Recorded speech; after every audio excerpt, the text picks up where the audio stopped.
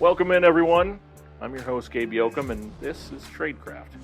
On the podcast, we meet people who are incredibly good at what they do, and together, we take a deep dive into the distilled passion that makes successful people successful. Equal parts informative, interesting, and inspiring, we hope. We want you to walk away having learned something and feeling duly entertained. To that end, it's rare to find people like my guest today in the wild, passionate, creative, hardworking, and plenty of the good kind of weird. Chris Delando has built a niche for himself in the world of comics and pop culture.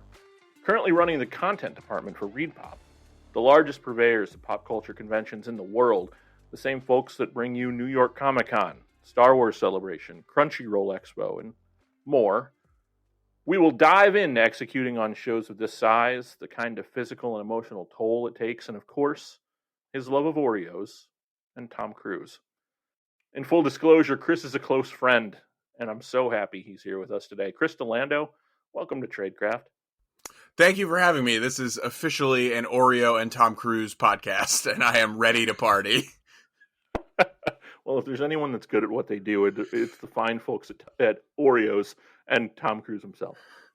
Thank you for sponsoring Tradecraft, Oreo. My address is... Let's get Nabisco on the horn stat. I usually like to start at the beginning, and I've grown accustomed to starting with this question, and it brings all sorts of fun results. What was it like to be friends with Chris Delando when he was young? Miserable. Oh God, nobody's ever asked me that. I don't know. I would venture a guess that it's a lot like being friends with Chris Delando now, which is something that you, our illustrious host, can speak to pretty well. You know, like it's kind of gauche to say, but I've been pretty fully formed from a fairly young age. Like what you see is what you get, to the point where, like, you know, I was just this smart ass kid in elementary and middle school. So I find that our passions get instilled into us early. What did you like? What kind of things did you look forward to as a kid?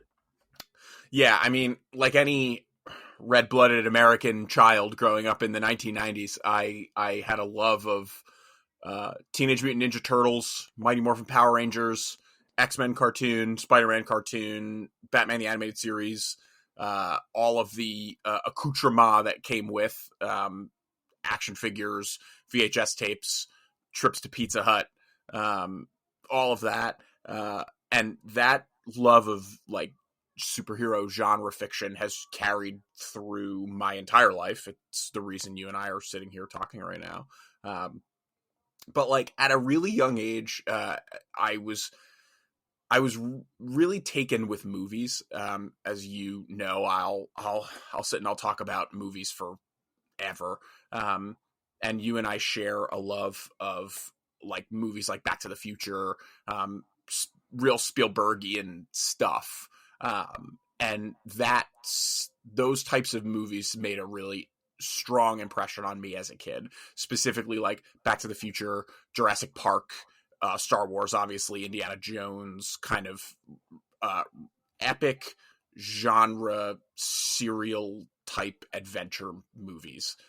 Really, really made an impression on the pop culture that I like to consume.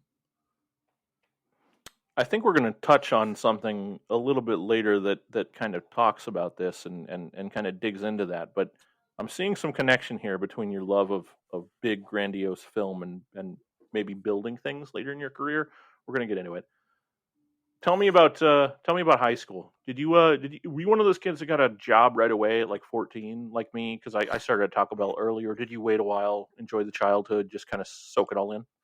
I did and I didn't. So, because I was, you know, like, my parents wanted me to get out of the house in the summers. And so when I was 13, it's actually a really shitty thing to do to your kid is, when your parents are sending you to day camp in the summer, and you age out of being a camper. Like the division from 12 to 13. When you're 12, you are still old enough to be a camper, and you get to go to the camp and have fun with all the kids that are your age. And then the next year, when you're 13, you are too old to be a camper, but you are old enough to be a counselor in training. And so your parents send you there because they don't want to keep you at home, and you're too old for day camp. So when I was 13, I was a counselor at a day camp in Yonkers, New York, run by the City of Yonkers Parks Department. And that is a summer job that I had from 13 until my early 20s. Like every summer I would be a counselor in training, then I was a counselor, then I was a head counselor, which is, kind of funny now that I'm sure we're going to get into managing people and all that. And then I was a lifeguard for the Parks Department too. So I would work with them year round. But as far as like other jobs go, I got a retail job pretty young. I guess I was 16 or 17, which maybe that's not young, but I started working at GameStop in high school just for something to do. This may well not interest any of our listeners, but I have to know, what does a camp counselor do other than a lifeguard? Like what's different between being a camp counselor and being a kid that goes to camp? Yeah. So, as a camp counselor, or as a counselor in training, rather, not a lot. You just hang out with the kids all day. You've got a little bit more responsibility, but like you're kind of a gopher. When you're an actual counselor, you have a little bit more responsibility. You have to deal with the parents. But this day camp, was run by the city. It was run in a middle school that was obviously not being used because it's the summer, and it's the only school in the city of Yonkers that has a pool. So everyone wanted to go to this one, and we would literally just hang out in a classroom with these kids all day. Every hour you would cycle through, like, oh, this hour we're playing kickball, and we take them outside, and this hour we're playing board games, and then we've got 40 minutes in the pool, and then lunch, and then you do that again in the afternoon, and then you send the kids home. That's really it. And I loved it. I had a lot of fun. It kind of just, you were just hanging out really all day, even when I was a little bit older and the kids were younger. Like when I was a counselor and a head counselor, it was just fun to hang out with some youths of the day and play Connect Four. So take me to your college experience. We've been friends for nearly 4 years, and I can fill a thimble with what I know about your life at college. You went away for school, right? I did. I went to SUNY Binghamton, State University of New York. Kids, if you're listening to this, go to a state school. My college loans are paid off. I had a very good college experience, but I wouldn't really call it typical.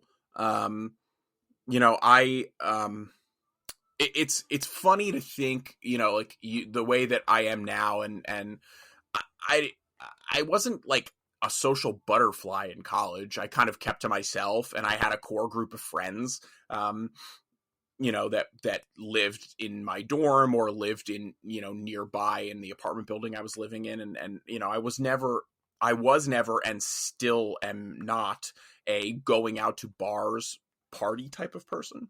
And Binghamton is really big on that.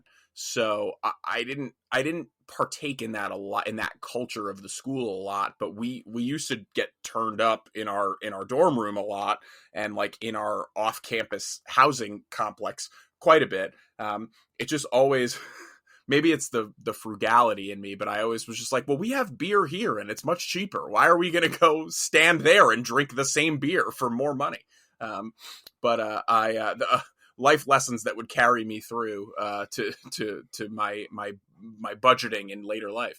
But yeah, I was very much a like, stay in, let's play Rock Band and drink as much beer as we can possibly consume type of person. What'd you major in? Oh, this is a good one, Gabe. I majored in computer science, or I went there with the purposes of majoring in computer science. I went to a trade high school, and I majored in electronic computer circuitry. and I was like, I'm going to take that through to college, and I'm gonna learn computer science. And I got there, and computer science was really not for me. God bless anyone who could do it. But I discovered, like, much later than I probably should have, that it wasn't for me. So I had already, like, I was at the end of my sophomore year when I changed my major, and I changed it to economics. So I majored in economics, and with a minor in computer science. I majored in economics because I didn't really know what I want to do, and I think there's some element of sociopathy to kids in college and in high school who know exactly what they want to be. And I was like, yeah, economics is, like, general enough that I feel like I can take that anywhere I want to go, and it'll look impressive enough on a resume. And I did it. I failed economics the first time I took it in college, and I couldn't get away fast enough. I'll be honest, I've retained absolutely none of it. I can't tell you. And computer science too, I've retained absolutely none of it. I think I can do a supply and demand graph. That's about it, and that's literally just a line graph. So, well, it's interesting, right? Because I'm from the wilds of Indiana, and in the wilds of Indiana, we don't have anything called a trade high school. We just have normal high school, and so I. In the same boat as you, I went to college, and I have a history degree, which is why I sell shit for a living. So I mean, it's kind of the same. It's the same, kids. The takeaway here, I think, is that ultimately, go to college, enjoy yourself, but then find out what you want to do afterwards. Exactly. The trade school is such a unique phenomenon that I still can't wrap my head around yet, having gone there for 4 years. Now canceled comedian Louis C.K. always had a really good thing about trade high schools. And I hate to give him credit, but it was a thing where he's talking about how we tell our kids that they can do anything and they can be anything. And then we send them to a trade school, and it's like, here, you can be 8 things. And it really did feel like that. Like we had like architecture, culinary, electronics, which was what I did. We had like some kind of mechanical engineering, and then there was like auto, HVAC, cosmetology, like that kind of stuff. I would like a peek into the alternate reality where Chris chose cosmetology as his major in trade high school. Well, considering I'm doing nothing with electronic computer circuitry, I'd imagine it wouldn't have really been that different. That's all fine and good, but this is a podcast about doing things really well. So I want to talk about, mainly because our shop talk conversations in private are always so fun. I want to talk about on-site execution at our live events with ReedPop.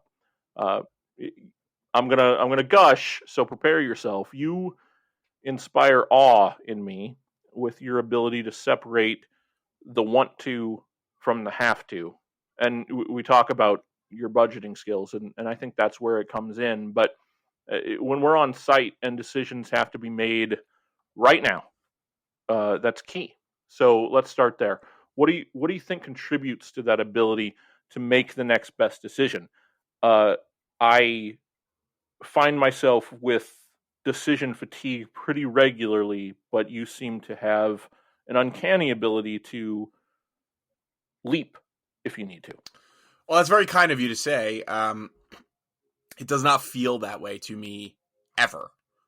So like, I honestly don't know what to tell you. I guess it's an unconscious thing. I've learned over the past, 33 years of my life, and 12 to 13 years in the post-college workforce, that I guess I do my best work under pressure. I hate being under pressure.